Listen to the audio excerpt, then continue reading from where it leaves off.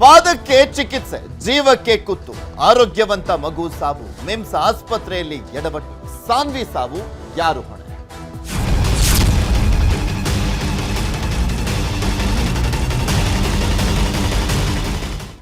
ಬೆಳಗ್ಗೆಯಿಂದ ತೋರಿಸ್ತಾ ಇದ್ವಿ ಈ ಒಂದು ವಿಚಾರಕ್ಕೆ ಸಂಬಂಧಪಟ್ಟಂತೆ ಮಂಡ್ಯದಲ್ಲಿ ಟ್ರಾಫಿಕ್ ಪೊಲೀಸರ ಬಳಿಕ ಡಾಕ್ಟರ್ ಎಡವಟ್ಟನ್ನ ಮಾಡಿದ್ರ ಅನ್ನುವಂಥ ಪ್ರಶ್ನೆ ಕಾಡ್ತಾನೆ ಇರುವಂಥದ್ದು. ಬೆಳಗ್ಗೆಯನ್ನು ಕೂಡ ಅಷ್ಟೇ ನಾವು ಅಲ್ಲಿನ ಉಸ್ತುವಾರಿ ಸಚಿವರು ಮತ್ತು ಒಂದ್ ಕಡೆ ಅಲ್ಲಿನ ನಿರ್ದೇಶಕರನ್ನ ಕೂಡ ಮಾತನಾಡಿಸಿದಂಥ ಸಂದರ್ಭದಲ್ಲಿ ಒಬ್ಬೊಬ್ಬರು ಒಂದೊಂದು ರೀತಿಯಾಗಿ ಕ್ಲಾರಿಟಿಯನ್ನ ಕೊಡ್ತಾ ಇದ್ದಾರೆ. ಆದ್ರೆ ಆ ಕುಟುಂಬದವರ ಆಕ್ರೋಶ ಮಾತ್ರ ಮಿಮ್ಸ್ ಆಸ್ಪತ್ರೆ ಆವರಣದಲ್ಲಿ ಮುಂದುವರೆದಿದೆ. ಮಿಮ್ಸ್ ಆಸ್ಪತ್ರೆಯಲ್ಲಿ 7 ವರ್ಷದ ಬಾಲಕಿ ಸಾವನ್ನಪ್ಪಿದ್ದು, ಕಾಲಿನ ಗಾಯಕ್ಕೆ ಅಡ್ಮಿಟ್ ಆಗಿದ್ದಂತ ಬಾಲಕಿ ಸಾವನ್ನಪ್ಪಿದಂತ ಒಂದು ಪ್ರಕರಣ. ಅದು ವ್ಯತಿರಿಕ್ತ ಔಷಧಿ ಕೊಟ್ಟಿದ್ರಿಂದ ಬಾಲಕಿ ಸಾವನ್ನಪ್ಪಿರುವಂತ ಒಂದು ಆರೋಪವನ್ನ ಅವರ ಕುಟುಂಬದವರು ಮಾಡ್ತಾ ಇದ್ದಾರೆ. ಮಿಮ್ಸ್ ವೈದ್ಯರ ವಿರುದ್ಧ ಪೋಷಕರು ಪ್ರತಿಭಟನೆಯನ್ನ ಮುಂದುವರಿಸಿದ್ದಾರೆ. ಪೋಸ್ಟ್ ಮಾರ್ಟಂಗೆ ಮೃತದೇಹ ಮೈಸೂರಿಗೆ ರವಾನೆ ಮಾಡಲಾಗಿರುವಂಥದ್ದು. ಪೋಸ್ಟ್ ಮಾರ್ಟಂ ಮಾಡುವಂತ ನಿಟ್ಟಿನಲ್ಲಿ ಮೈಸೂರಿಗೆ ಕಳಿಸಲಾಗಿದೆ ಮೃತದೇಹವನ್ನ. ಯಾರೆಲ್ಲ ಚಿಕಿತ್ಸೆಯನ್ನ ಕೊಟ್ಟರು, ಏನೆಲ್ಲ ಔಷಧಿಯನ್ನ ಕೊಟ್ಟರು, ಮರಣೋತ್ತರ ಪರೀಕ್ಷೆ ಜೊತೆ FSLಗೂ ಕೂಡ ಸ್ಯಾಂಪಲ್ ಅನ್ನ ಕಳಿಸಲಾಗುತ್ತೆ. ಪೋಷಕರು ಕುಟುಂಬಸ್ಥರಿಗೆ ನ್ಯಾಯ ಕೊಡಿಸುವಂತ ಭರವಸೆಯನ್ನ ಕೂಡ ಕೊಡಲಾಗಿದೆ. ತಪ್ಪಿತಸ್ಥ ವೈದ್ಯರ ವಜಾ ಮಾಡಲಿಕ್ಕೆ ಪೋಷಕರು ಒತ್ತಾಯವನ್ನು ಮಾಡ್ತಾ ಇದ್ದಾರೆ. AC ಶಿವಮೂರ್ತಿ ಮಿಮ್ಸ್ ನಿರ್ದೇಶಕ ನರಸಿಂಹಮೂರ್ತಿಗೆ ಆಗ್ರಹಿಸಿದ್ರು ಅವರ ಕುಟುಂಬದವರು. ಕ್ರಮದ ಭರವಸೆಯನ್ನ ಕೊಟ್ಟಿರುವಂತದ್ದು ಮಂಡ್ಯ SP ಮಲ್ಲಿಕಾರ್ಜುನ ಬಾಲದಂಡಿ ಅವರು. ಹಾಗೆ ಅಲ್ಲಿನ ನಿರ್ದೇಶಕರು ಕೂಡ ಹೇಳ್ತಾ ಇದ್ರು. ಅಂದ್ರೆ ಮಿಮ್ಸ್ನ ನಿರ್ದೇಶಕರು ನರಸಿಂಹಮೂರ್ತಿ ಅವರು ನ್ಯೂಸ್ 18 ಜೊತೆ ಮಾತನಾಡುವಂತ ಸಂದರ್ಭದಲ್ಲಿ ಬಹು ಅಂಗಾಂಗ ವೈಫಲ್ಯ ಆಗಿದೆ, ಯಾವ ಕಾರಣಕ್ಕೆ ಅನ್ನುವಂಥದ್ದನ್ನು ನಾವು ಇನ್ವೆಸ್ಟಿಗೇಟ್ ಮಾಡ್ತೀವಿ, ಯಾವ ಕಾರಣಕ್ಕೋಸ್ಕರ ಸಾವನ್ನಪ್ಪಿರುವಂಥದ್ದು ಅನ್ನುವಂಥದ್ರ ಬಗ್ಗೆ ನ್ಯೂಸ್ 18 ಜೊತೆ ಮಾತನಾಡ್ಬೇಕಾದ್ರೆ ಹೇಳಿದ್ರು.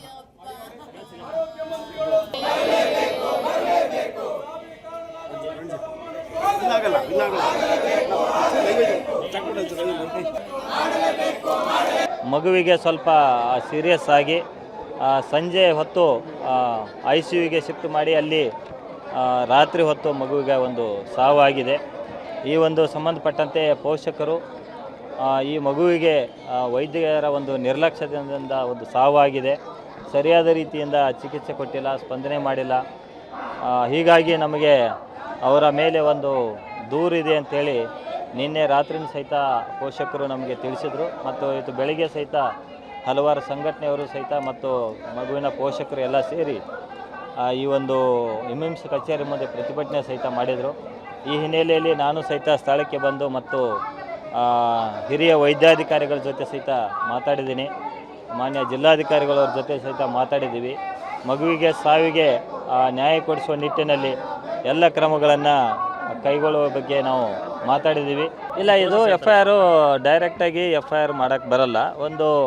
ನಾವು ಇದೊಂದು ಅನುಮಾನಾಸ್ಪದ ಸಾವು ಮತ್ತು ನಿರ್ಲಕ್ಷ್ಯತನದಿಂದ ಸಾವು ಅಂತೇಳಿ ಒಂದು ತೆಗೆದುಕೊಂಡು ಅದಾದಮೇಲೆ ಪೋಸ್ಟ್ ಮಾರ್ಟಮ್ ಆಗಿ ಮತ್ತು ಮೆಡಿಕಲ್ ಬೋರ್ಡ್ನ ಒಂದು ಒಪಿನಿಯನ್ ತೆಗೆದುಕೊಂಡು ಅದ್ರ ಪ್ರಕಾರ ನಾವು ಯಾರು ಸಂಬಂಧಪಟ್ಟವ್ರು ಯಾರಿದ್ದಾರೆ ಅವ್ರ ಮೇಲೆ ರಾತ್ರಿ ಆಪ್ರೇಷನ್ ಮಾಡಿದ್ರು. ಗುರುವಾರ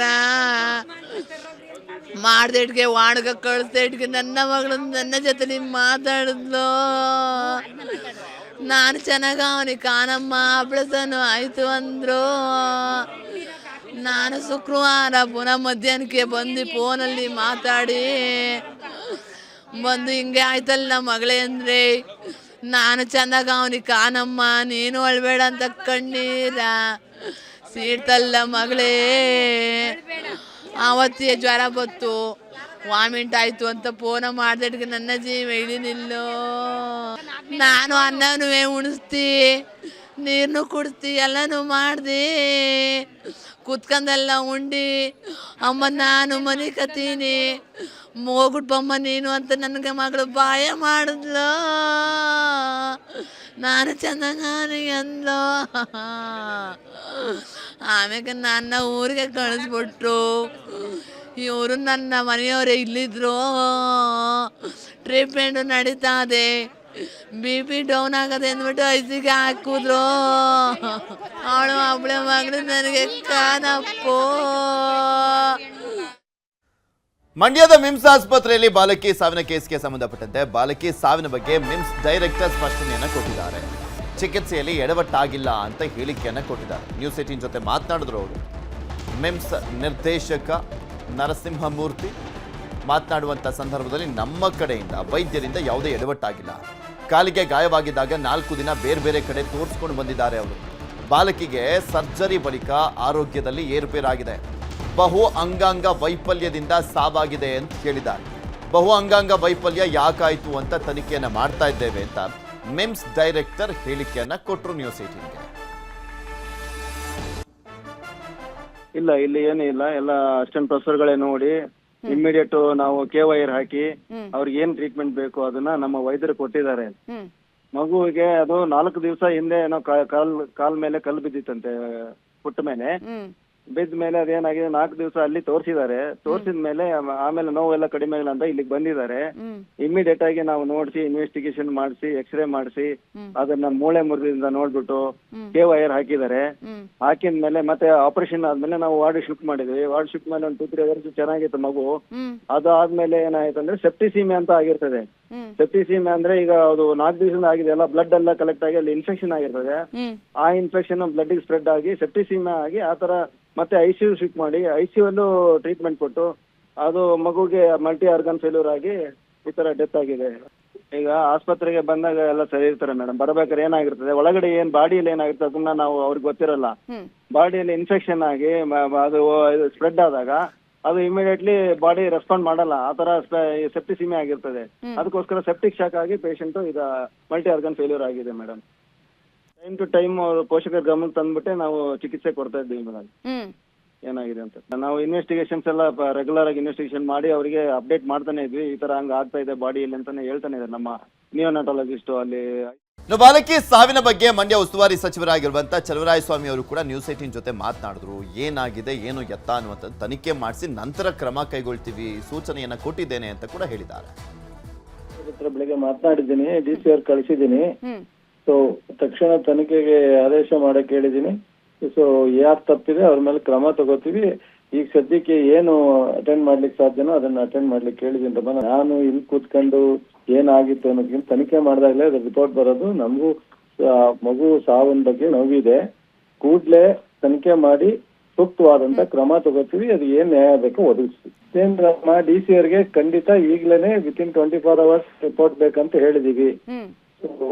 ಸೊ ಆ ಫ್ಯಾಮಿಲಿ ಕುಟುಂಬದ ಬಗ್ಗೆ ನಾವೇನು ಸರ್ಕಾರದಿಂದ ಅವರಿಗೆ ಸೌಲಭ್ಯ ಅಥವಾ ಇನ್ನೊಂದು ಮಾಡ್ಲಿಕ್ಕೆ ಸಾಧ್ಯ ನಾನು ಮುಖ್ಯಮಂತ್ರಿಯವರ ಆಫೀಸ್ಗೂ ತಿಳಿಸಿದ್ದೀನಿ, ಅಟೆಂಡ್ ಮಾಡ್ತೀನಿ.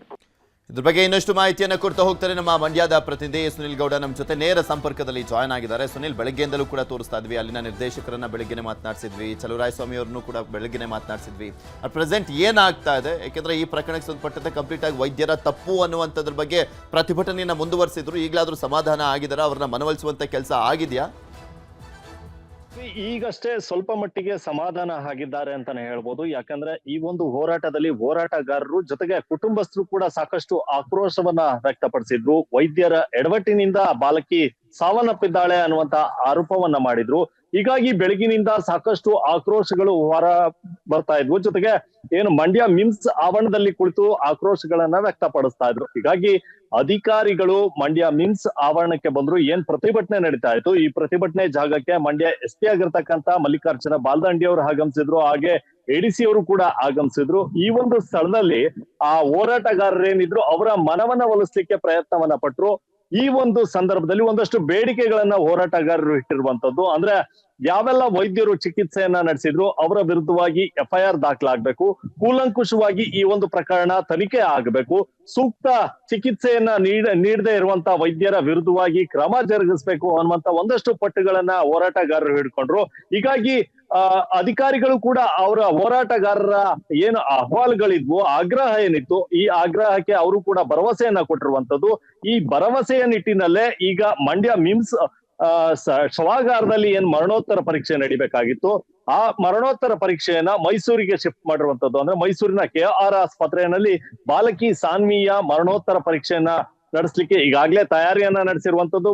ಬಾಲಕಿಯ ಮೃತದೇಹವನ್ನು ಕೂಡ ಈಗ ಮೈಸೂರಿನ KR ಆಸ್ಪತ್ರೆಯ ಶವಾಗಾರಕ್ಕೆ ಶಿಫ್ಟ್ ಮಾಡಿರುವಂತದ್ದು. ಇದ್ರ ಜೊತೆಗೆ ಏನು ಆ ಬಾಲಕಿಯ ಸಾವಿಗೆ ಕಾರಣರಾಗಿರ್ತಕ್ಕಂತಹ ವೈದ್ಯರು ಅಂದ್ರೆ ನಿರ್ಲಕ್ಷ್ಯವನ್ನ ಏನ್ ತೋರಿದ್ರು, ಆ ವೈದ್ಯರ ವಿರುದ್ಧವಾಗಿ FIR ದಾಖಲಾಗಬೇಕು ಅನ್ನುವಂತ ಆಗ್ರಹವನ್ನ ಇನ್ನೂ ಕೂಡ ಹೋರಾಟಗಾರರು ಮಾಡ್ತಾ ಇದ್ದಾರೆ. ಆದ್ರೆ ಮತ್ತೊಂದು ಕಡೆ ಅಧಿಕಾರಿಗಳು ಸೂಕ್ತವಾದಂತ ತನಿಖೆಯನ್ನ ನಡೆಸಿ ಕ್ರಮವನ್ನ ಜರುಗಿಸುವಂತ ಭರವಸೆಗಳನ್ನು ಕೂಡ ಕೊಡ್ತಾ ಇದ್ದಾರೆ. ಆದ್ರೂ ಕೂಡ ಹೋರಾಟಗಾರರು ಹೇಳ್ತಾ ಇರುವಂತದ್ದು ವೈದ್ಯರ ವಿರುದ್ಧ ಯಾವಾಗ FIR ಆಗುತ್ತೆ ಆಗ ಪ್ರತಿಭಟನೆಯನ್ನ ಕೈ ಬಿಡ್ತೇವೆ ಅನ್ನುವಂತ ಮಾತನ್ನ ಹೇಳ್ತಾ ಇದ್ದಾರೆ. ಕುಟುಂಬಸ್ಥರು ಕೂಡ ಸಾಕಷ್ಟು ಆಕ್ರೋಶವನ್ನ ಹೊರ ಹಾಕ್ತಾ ಇದ್ದಾರೆ. ಅಂದ್ರೆ ಪ್ರಮುಖವಾಗಿ ಇಲ್ಲಿ ಆರೋಗ್ಯವಾಗಿದ್ದಂತ ಮಗು, ಅಂದ್ರೆ ಕಿಡ್ನಿ ಸಮಸ್ಯೆ ಇರ್ಲಿಲ್ಲ, ಲಿವರ್ ಸಮಸ್ಯೆ ಇರ್ಲಿಲ್ಲ, ಯಾವುದೇ ಸಮಸ್ಯೆ ಇರ್ಲಿಲ್ಲ ಬಾಲಕಿಗೆ. ಆದ್ರೆ ಕಾಲಿನ ಮೇಲೆ ಟೈಲ್ಸ್ ಬಿದ್ದು ಮೂಳೆ ಮುರಿದಿದೆ ಅಂತ ಚಿಕಿತ್ಸೆಗೆ ಬಂದ್ರೆ ಮಗುವಿನ ಸಾವಾಗಿದೆ. ಹೀಗಾಗಿ ವೈದ್ಯರ ನಿರ್ಲಕ್ಷ್ಯದಿಂದಲೇ ಈ ಸಾವಾಗಿರುವಂತದ್ದು. ವೈದ್ಯರು ಯಾವುದೋ ವ್ಯತಿರಿಕ್ತವಾದಂತ ಚುಚ್ಚುಮದ್ದನ್ನ ಕೊಟ್ಟಿದ್ದಾರೆ, ಹೀಗಾಗಿ ಬಾಲಕಿ ಸಾವನ್ನಪ್ಪಿದ್ದಾಳೆ ಅನ್ನುವಂತ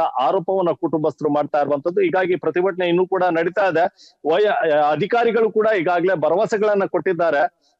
ಇನ್ನ ಮುಂದೆ ಯಾವ ರೀತಿ ಈ ಒಂದು ಪ್ರತಿಭಟನೆ ತಿರುಗುತ್ತೆ ಅನ್ನುವಂಥದ್ದನ್ನ ಕಾದ್ ನೋಡ್ಬೇಕಾಗುತ್ತೆ ಪೃಥ್ವಿ.